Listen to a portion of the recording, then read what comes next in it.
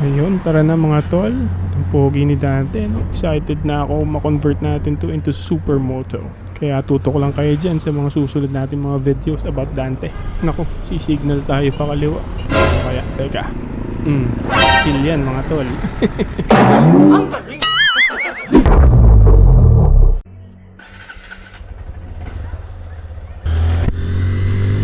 Tara mga tol, samahan nyo ako. Bili daw tayo ng hotdog sandwich at burgers. Nagkikrave ang mga bata at ang mommy. Pati na rin ang daddy.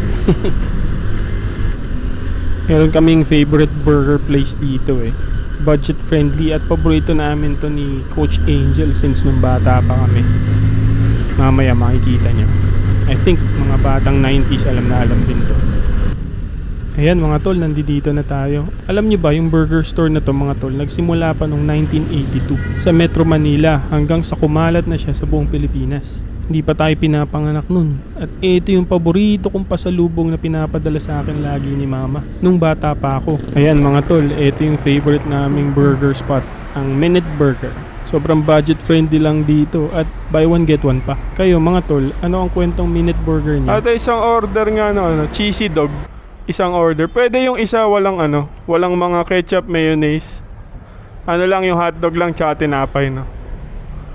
Tapos isang order ng bacon cheeseburger tsaka beef shawarma. Kayo mga tol, anong favorite nyo dito sa Minute Burger?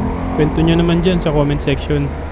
Kaya kung trip nyo mga tol na i-revisit yung lasa ng childhood natin sa simpleng comfort food, try nyo bumisita sa Minute Burger na malapit sa inyo. Hindi siya fancy pero totoo. And it will surely bring back lovely memories nung kabataan natin. Shout out sa mga batang 90s.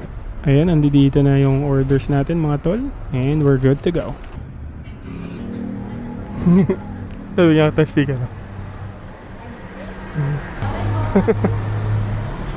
Ayun, tara na mga tol. Ang pogi ni Dante, no? Excited na ako ma-convert natin to into supermoto. Kaya tutok lang kayo dyan sa mga susunod natin mga videos about Dante.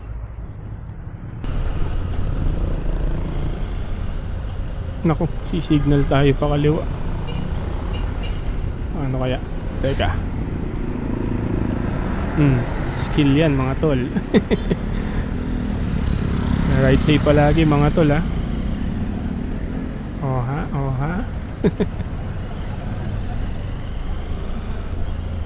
Maraming salamat mga tol ha, sa pagsama nyo sa akin sa quick night ride ngayon at sa ating burger pit stop.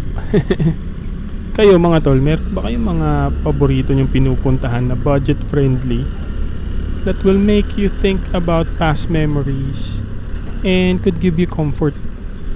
Comment nyo naman dyan, baka pwede nating pasyalan sa susunod. Sabi nga nila, wag daw tayo puro trabaho, minsan burger din. Pansin ko lang mga tol dito kay Dante, hindi ko ganon trip tong side mirrors niya. Siguro kung may i-upgrade tayong una sa kanya sa susunod ay itong side mirrors.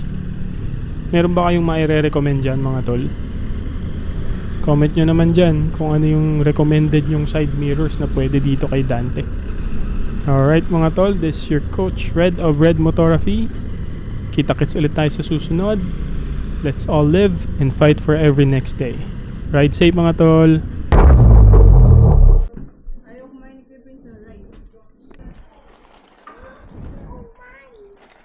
This is for Matty, no sauce.